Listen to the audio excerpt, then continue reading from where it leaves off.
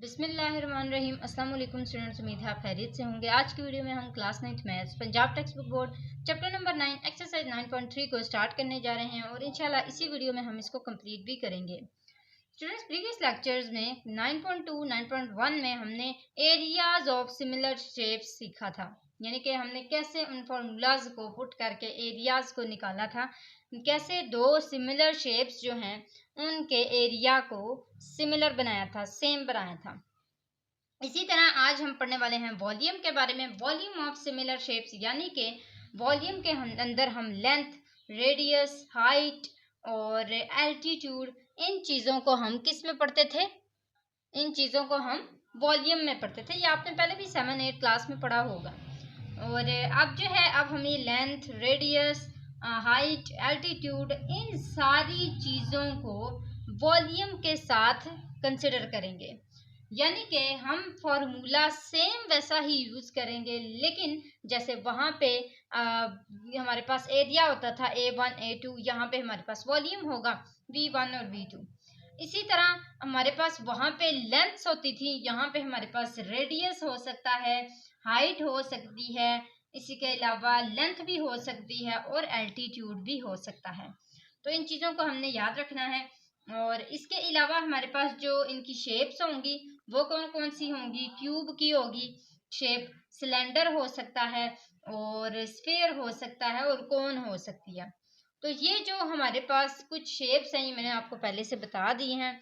और इसके अलावा जो है, यहाँ पे हम क्वेश्चन नंबर 1 से सारा कुछ समझ लेंगे कि कैसे हमने वैल्यूज़ को पुट करना है फॉर्मूले के अंदर और क्या फार्मूला होगा, सब कुछ हम इस क्वेश्चन में सीख लेंगे। पहले इसका कॉन्सेप्ट क्लियर हो जाएगा तो फिर हम सारे क्वेश्चन इजीली कर सकेंगे। यहाँ पे लिखा हुआ है the radius of to spheres. मैंने आपको पहले भी बताया था ये शेप्स हैं जो वॉल्यूम के साथ कंसिडर की जाएंगी। तो आर इन द रेशो 3:4। मैंने सबसे पहले यहाँ पे लिख लिया था कि R1 हमारे पास 3 है और R2 हमारे पास 4 है। What is the ratio of their volume? आपने V1 और V2 को क्या करना है? फाइंड करना है। ठीक है, इन दोनों को फाइंड करना है। अब फार्मूला जो है वो हमारे पास क्या है? V1 डिवाइडेड बाय V2 और is equal to R1 divided by R2 और इसका होल स्क्वायर। ठीक है, अब देखें सेम वैसे ही फार्मूला है। अब यहाँ पे एक चीज़ और नोट कर लें कि पहले हम जब एरिया को यूज़ करते थे तो वहाँ पे स्क्वायर आता था, वॉल्यूम है तो यहाँ पे क्या आ जाएगा? क्यूब आ जाएगा। ठीक है, क्योंकि इनका जो लिंक है वो क्यूब के साथ है।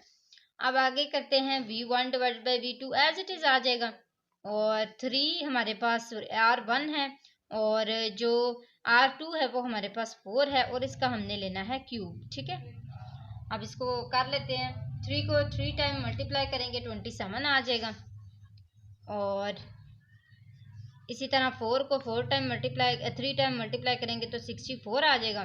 तो ये हमारे पास जो है इसकी रेशो आ जाएगी 27:64 किसकी? V1 रेशो V2 की। ठीक है, V1 हमारे पास 27 आ जाएगा और V2 हमारे पास 64 आ जाएगा। नेक्स्ट क्वेश्चन पढ़ते हैं। 2 regular tetrahedrons have volumes in the ratio of 8:27। अब देखें यहाँ पे हमारे पास वॉल्यूम दे दिया गया है, उन्होंने बताया ना volumes in the ratio of. तो हमारे पास V1 जो है वो 8 है और V2 जो है वो 27 है। ठीक है, what is the ratio of their sides? आप बताएं कि जो इनकी साइड्स हैं उनकी क्या रेशियो होगी। उनको हम कंसिडर कर लेते हैं कि वो L1 और L2 हैं। तो हमने इन दोनों को क्या करना है? फाइंड करना है। अब यहाँ पे हमारे पास सेम वही फार्मूला यूज होगा, V1 डिवाइडेड बाई V2 इसी तरह is equal to L1 divided by L2 और इसका होल क्यूब। V1 हमारे पास क्या है? 8 डिवाइडेड बाई V2 क्या है? 27 is equal to L1 divided by L2, इनका क्या क्या लग जाएगा? क्यूब लग जाएगा। अब होल क्यूब है तो ये ले लिया। हम क्या करेंगे? 8 और 27 को भी क्यूब बनाने की कोशिश करेंगे। 8 किसका क्यूब होता है? 2 का क्यूब होता है। और 27 किसका क्यूब होता है? 3 का। 3 3 ज़ा 9, 9 3 ज़ा 27, इसका क्यूब होता है। L1 डिवाइडेड बाई L2 और इसका होल क्यूब, दोनों के पास क्यूब आ गया। अब क्यूब को ख़त्म करने के लिए हम क्या ले लेंगे? Cube root. Taking cube root on both sides, ये दोनों कट गए। जैसे हम स्क्वायर रूट को ख़त्म करने के लिए स्क्वायर करते हैं और इस स्क्वेयरिंग करते हैं और अगर हमारे पास स्क्वायर हो, उसको ख़त्म करना हो तो taking square root on both sides लिख लेते हैं। इसी तरह अगर हमने क्यूब को ख़त्म करना है तो हम क्यूब रूट ले लेंगे, और अगर हमने क्यूब रूट को ख़त्म करना है तो हम क्यूबिंग कर लेंगे। यहाँ पे हमारे पास देखिए क्या आंसर आ जाता है, 2 divided by 3 is equal to L1 divided by L2। और इस तरह जो हमारी रेशो बनती है वो क्या बनती है, L1 ratio L2 is equal to 2 ratio 3। ये हमारे पास इसका आंसर आ चुका है। नेक्स्ट करते हैं क्वेश्चन नंबर 3 को, कि टू राइट कोन्स, कोन्स देखें आगे, two right cones have volumes in the ratio of 64 ratio 125। इसका मतलब है V1 हमारे पास क्या है, 64 है, और V2 जो है वो हमारे पास क्या है, 125 है। What is the ratio of their Heights, इसकी हाइट की क्या रेशो होगी, और साथ ही साथ इसके बेस एरिया को भी फाइंड करना है। पहले हम हाइट्स को फाइंड कर लेते हैं, फिर मैं आपको बताती हूँ बेस एरिया क्या है। हाइट सेम वैसे ही फाइंड होंगी, V1 divided by V2 is equal to H1 divided by H2 is आगे क्या है इसका होल क्यूब।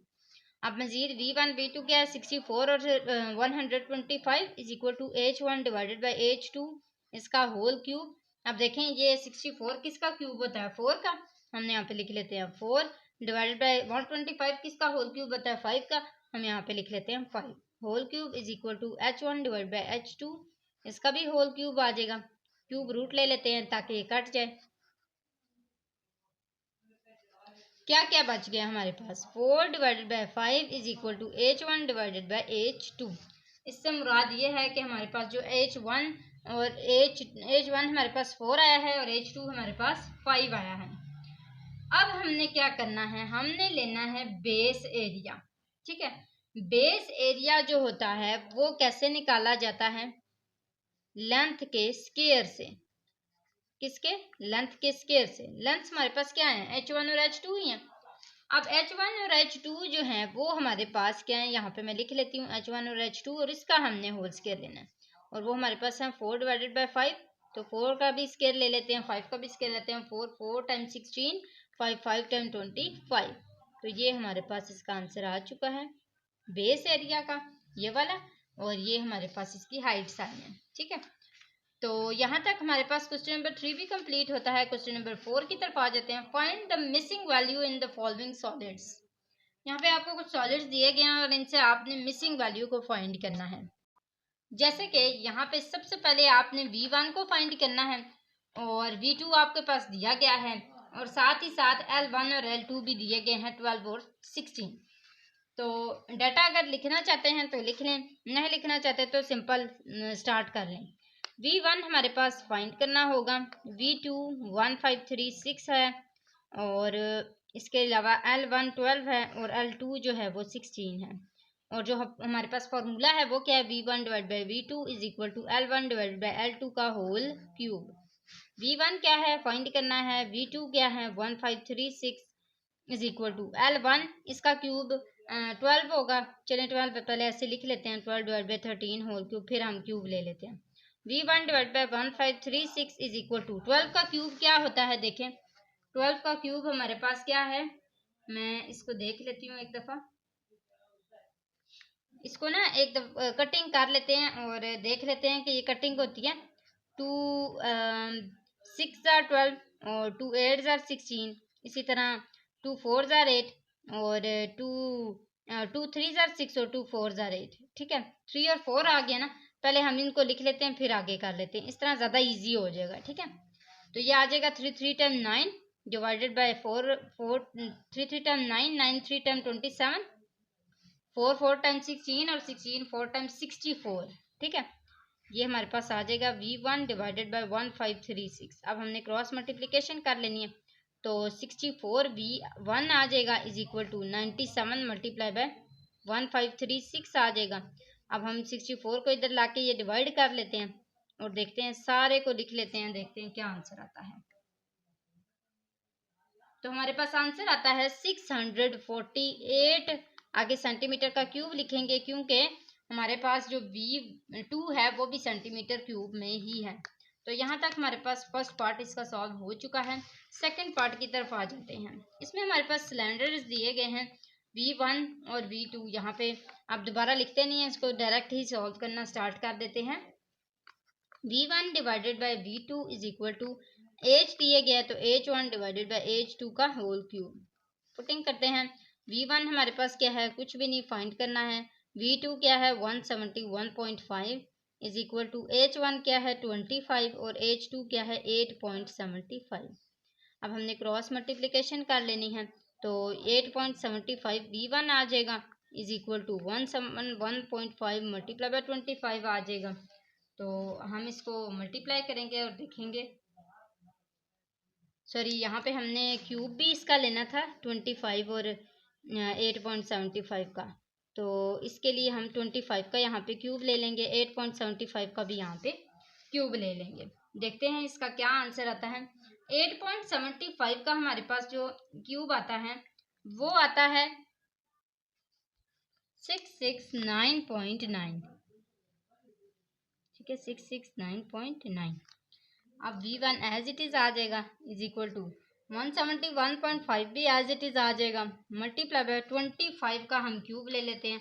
तो यहाँ पे हमारे पास 25 का क्यूब का आंसर क्या आता है, हमारे पास आंसर आता है 15625, ठीक है। अब इन दोनों को मल्टीप्लाई कर लेते हैं तो देखते हैं हमारे पास यहाँ पे इन दोनों को मल्टीप्लाई करके आंसर आता है 26796,875.5, ठीक है, is equal to V1 as it is आ जाएगा। इसको इधर लाके डिवाइड कर लेते हैं तो 669.9 डिवाइड करते हैं 669.9, तो ये हमारे पास आ जाता है 4000, क्या आ जाता है 4000।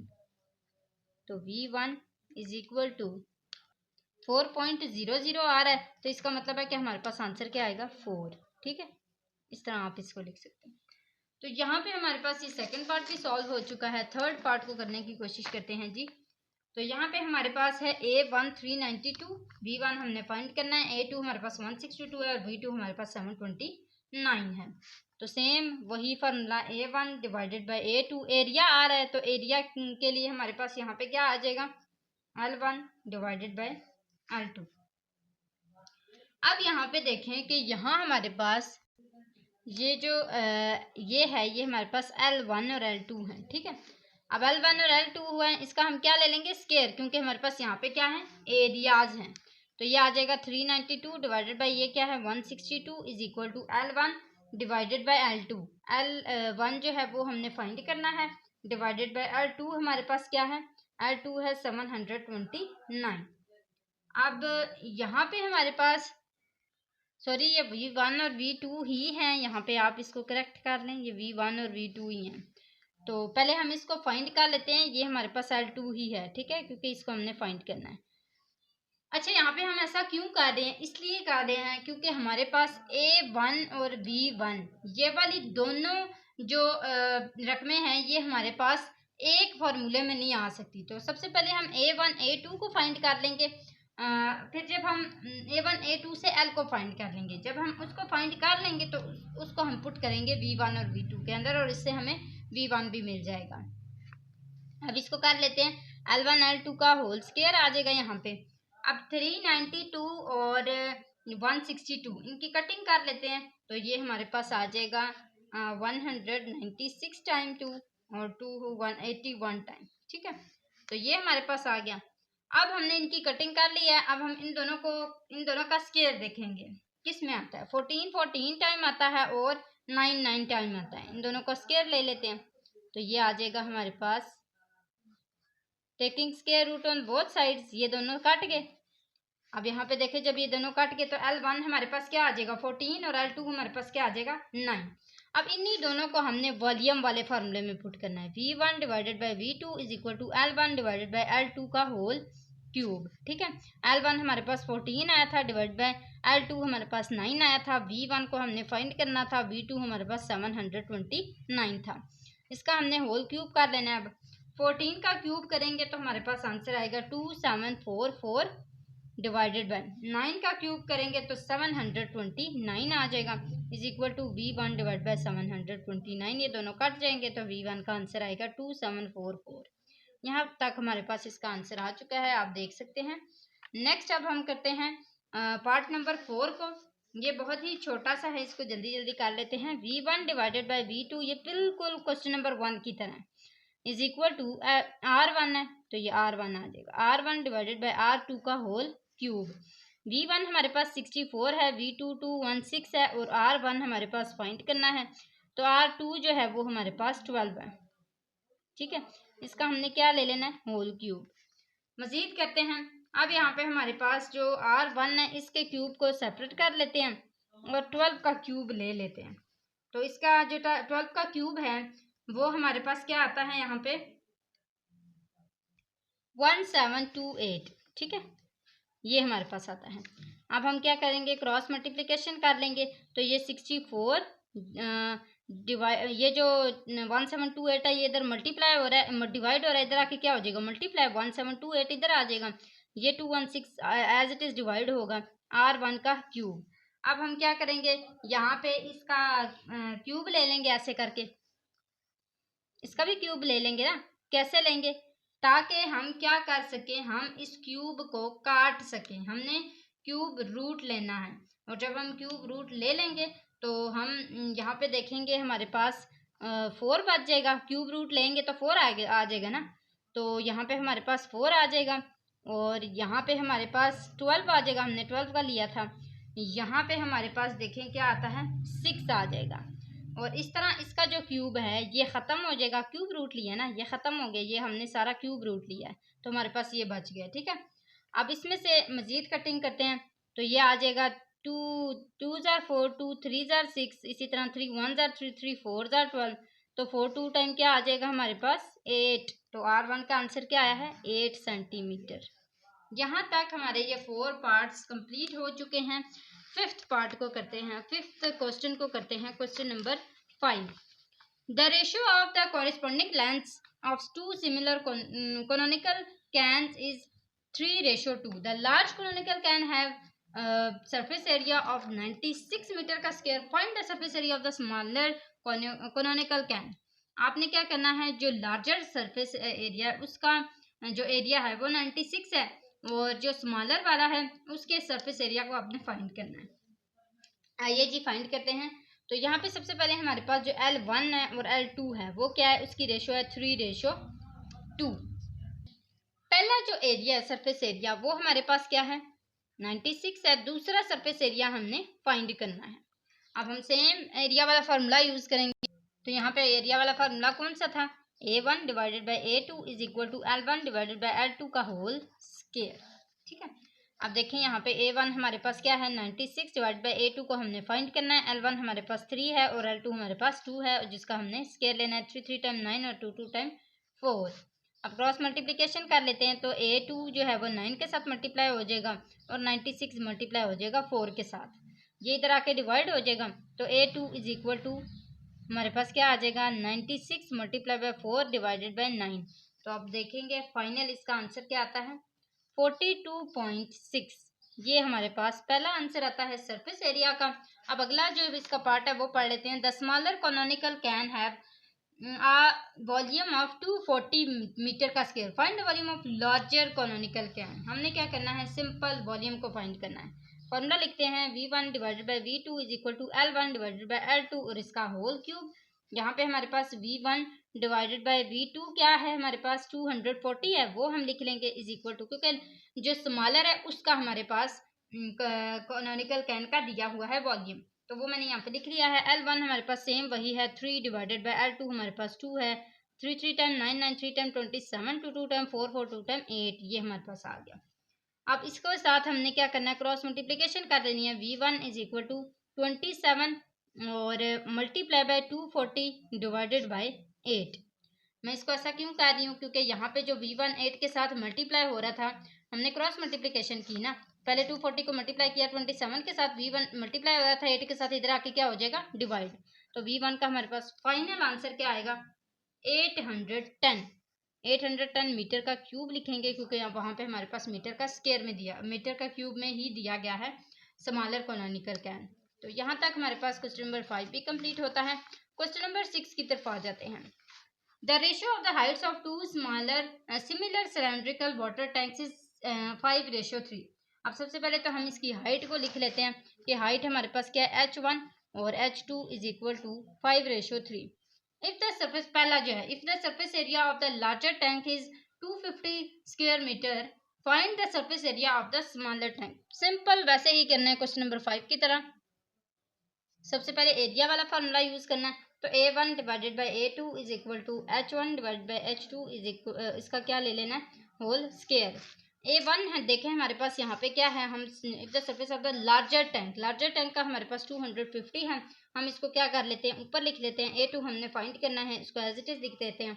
H1 जो है वो हमारे पास 5 है, डिवाइडेड बाई H2 हमारे पास क्या है 3, इसका हमने क्या लेना है, whole square. 5 5 time 25, 3 3 time 9, cross multiplication कर लेते हैं, तो ये आ जाएगा 250 multiply by 9 is equal to A2 के साथ 25 मल्टीप्लाई हो रहा है, इधर आके क्या हो जाएगा, डिवाइड हो जाएगा। और इस तरह हमारे पास सिंपल A2 का आंसर फाइनल क्या आएगा, हम देख लेते हैं, इसको मल्टीप्लाई कर लेते हैं और साथ ही साथ डिवाइड भी कर लेते हैं।